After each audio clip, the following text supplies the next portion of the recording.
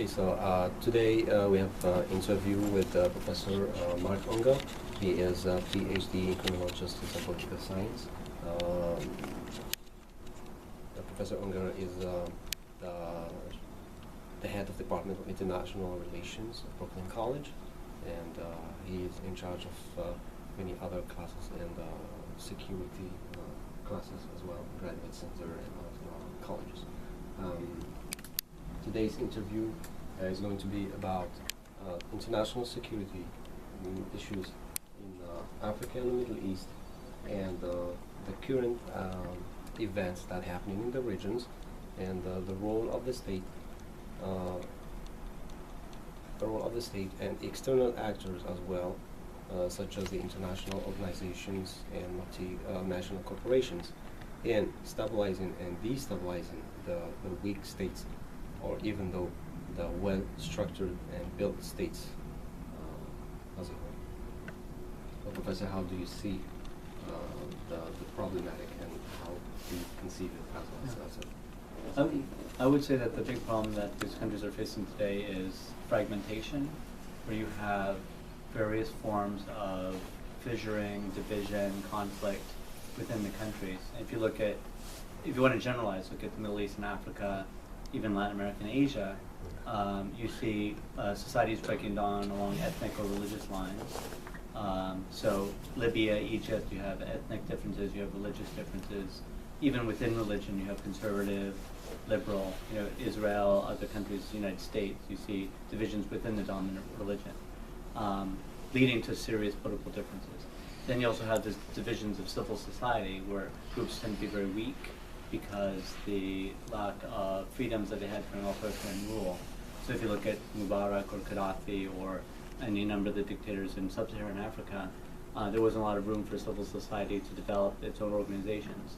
And when they did, such as the Muslim Brotherhood or some of the groups in Pakistan, they did it in contrast to the state. They provided schools, health, and other services that are contrary to the dictates of the state. So that's more of a division, even on the turf of the state, which is providing these services such as health and security. You have problems of breakdowns in security, where private security forces, militias, non-state actors provide safety for most people in most countries because they don't trust the police, so police are inefficient. So you have this breakdown on all these various levels. The state breaks down, is very divided. Within the regimes, you have hardliners, you have softliners, you have different political parties. And most countries, if you look at Latin America, the mass mobilized parties are a thing of the past, where everyone sort of came together in one party. Now you have parties forming for each election, very ad hoc, which can work, but it's very difficult in terms of building a sort of a consolidated democracy in a lot of these countries. So, and then you obviously have an economic fracturing, where the elites have access to international capital, they can travel, they can have bank accounts outside of their countries, so capital flight is a big problem. You have a struggling middle class that accessing things that they would hope would come with democracy or democratization not occurring. Then of course you have great inequality. If you look at Russia or China or India, big countries with fast-moving economies, they haven't really dealt with inequality yet, and that's going to be a huge problem as well. Then you've obviously have the environment in terms of the breakdown of stable ecological systems. You have huge, look at Africa or Russia, China, smog, the fires, the droughts, the rains. One quarter of Pakistan a couple of years ago was flooded, which is unprecedented. So you have sort of a physical deterioration and fragmentation as well. So I would say the big problematic that the world faces in the democratizing world is just division within society, within the state, with physical deterioration, fragmentation, etc. So if I were a grad student in terms of trying to understand this, it depends on what countries you're looking at. If you're trying to do a very big idea, that could be one of them, sort of like the fragmentation of the state or the challenges facing them. If you want to look at specific countries, I would examine the roles of these actors. Where do they develop? The roots in colonialism, the roots in pre-colonial history.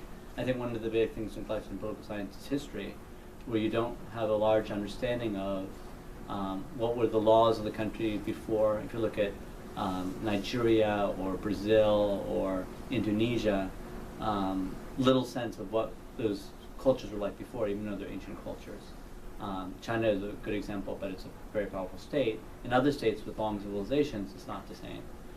If you look at Iran, would be a good example, where you have a state that's very belligerent, building a nuclear weapon probably, and part of the reason is the sense of being isolated in the world, of being surrounded by other countries, facing hostility by the United States, which was rooted in fact they were faced with hostility by the United States for many years, by Russia, by the United Kingdom.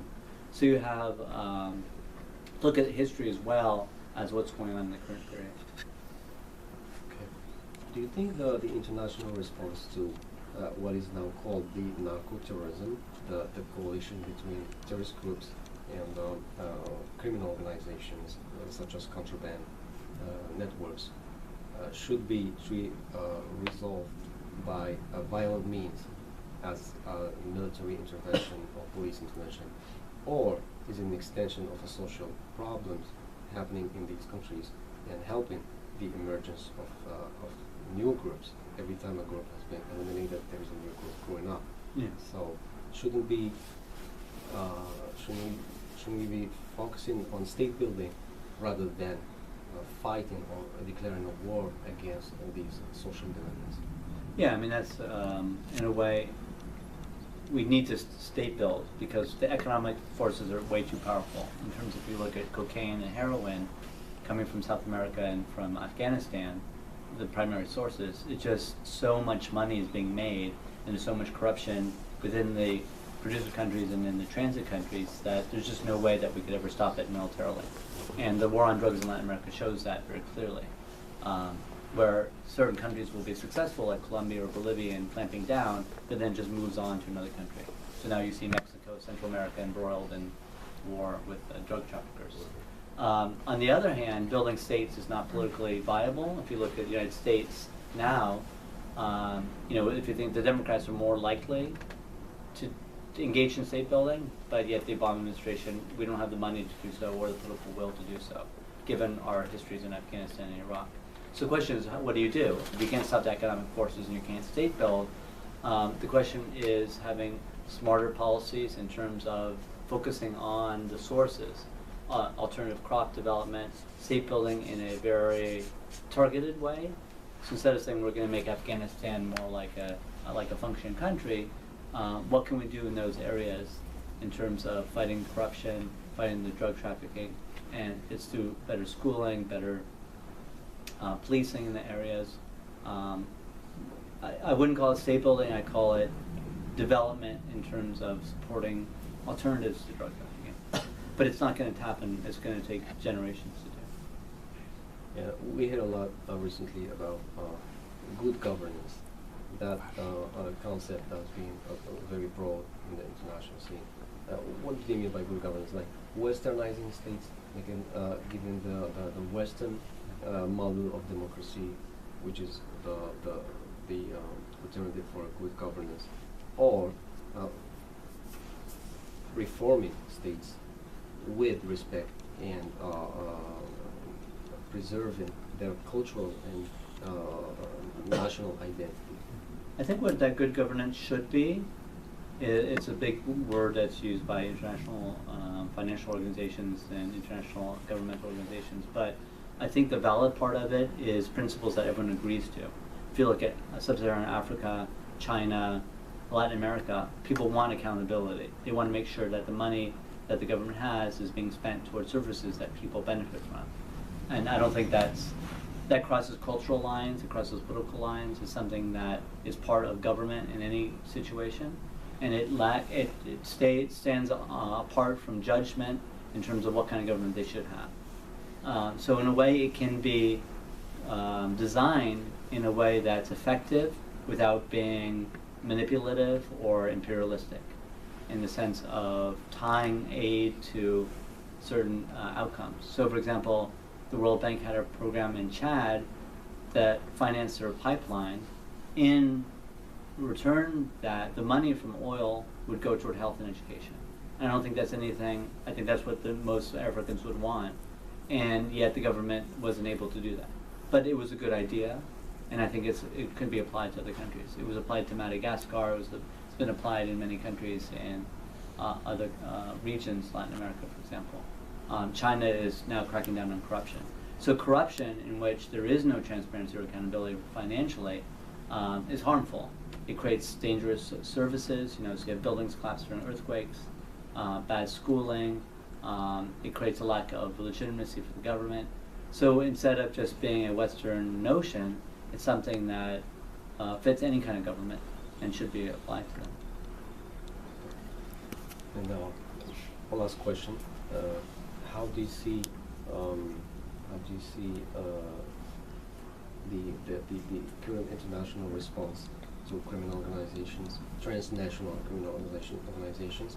Do you think the actual policy that is followed by the Western states, intervening overseas and sending the troops into countries, is it effective, or instead shouldn't we be forming or instructing their local law enforcement, which would be more efficient to fight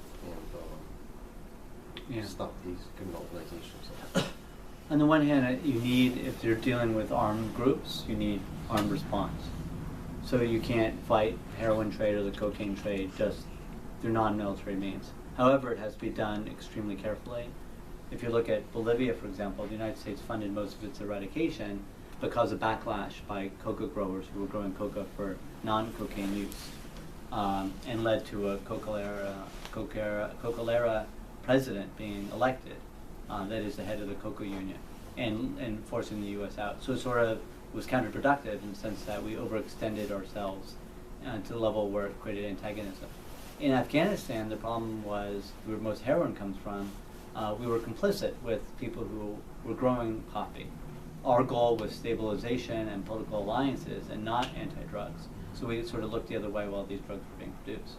So I think the key is, if you're going to send troops, it has to be, one, clearly what your goals are. And you're going to try to eradicate this illegal crops. Second, these troops have to be part of a training, they have to be part of a substitute crops, part of a larger program in which it's just not military means to eradicate it. So the political focus has to be there, the political will has to be there, and the collaboration with national units who are not corrupt has to be there. Thank you very much, Professor. Sure, thank you. Did you have more questions? Or?